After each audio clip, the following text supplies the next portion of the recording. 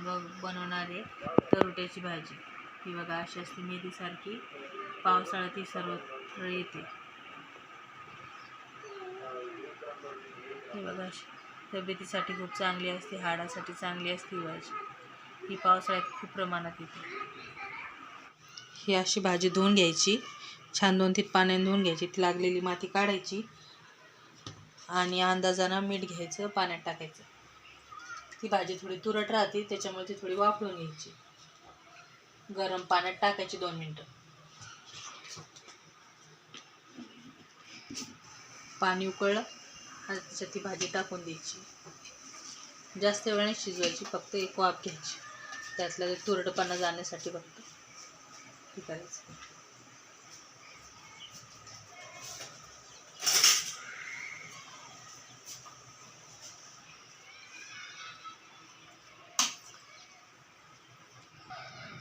हे अशी वाफळून घ्यायची, त्याच्यामुळे त्याचा तुरटपणा थोडा कमी होतो, कडवटपणा थोडा कमी होतो। थोडी तुरट चव असते याची, त्याच्यामुळे याला वाफळून घ्यायचं असतं।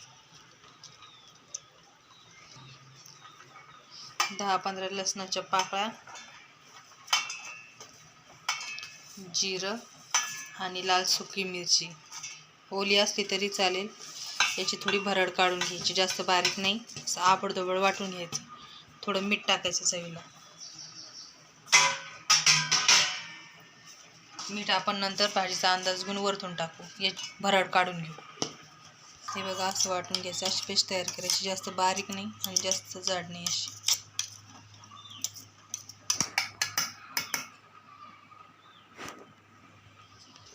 हे बघा ही अशी बोटाने तुटती आहे, म्हणजे ही शिजलेली आहे, ही व्यवस्थित शिजली, अशी तोडून बघायची।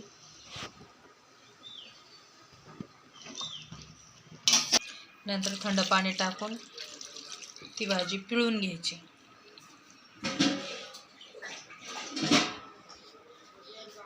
या भाजीच्या शेंगा पण शरीराला फार फायदेशीर असतात।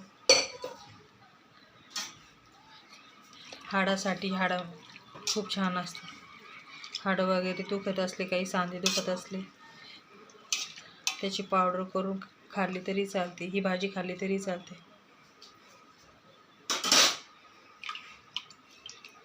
ही अशी पिळून घ्यायची, याच्यातलं सगळं पाणी काढून घ्यायचं।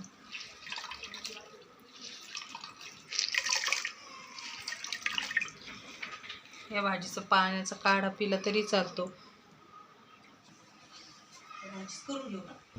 आपल्याला या भाजीला भरपूर असे कांदे टाकायचे, 7-8 हे छोटे छोटे आहेत म्हणून 7-8 घेतले, तुम्ही मोठे असले 3-4 घेतले तरी चालेल। आपल्याला असं भरपूर असे कांदे याच्यात बारीक चिरून टाकायचे। याच्यात असं 3-4 उबळ्या तेल टाकायचं। तेल तापलंय, आता याच्यात कांदा टाकायचा। कांदा गुलाबी होईपर्यंत परतून घ्यायचा। आपला कांदा छान भाजून झालाय, आता आपण ही मिरची लसूणची पेस्ट याच्यात टाकून द्या। ही मिरची लसूणची पेस्ट अशी छान परतून घ्यायची, मिरची छान भाजीपर्यंत परतून घ्यायची। आता ही भाजी अशी याच्यात टाकून द्यायची, मोकळी करून। आपण भाजी शिजवताना मीठ टाकलं होतं, म्हणून थोडं अंदाज घेऊनच मीठ टाकायचं।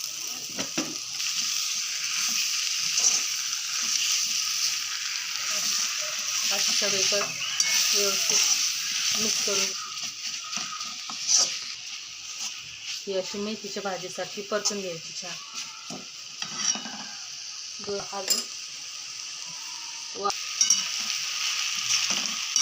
ही तयार झाली आपली तरोट्याची भाजी, तब्येतीसाठी खूप छान आहे।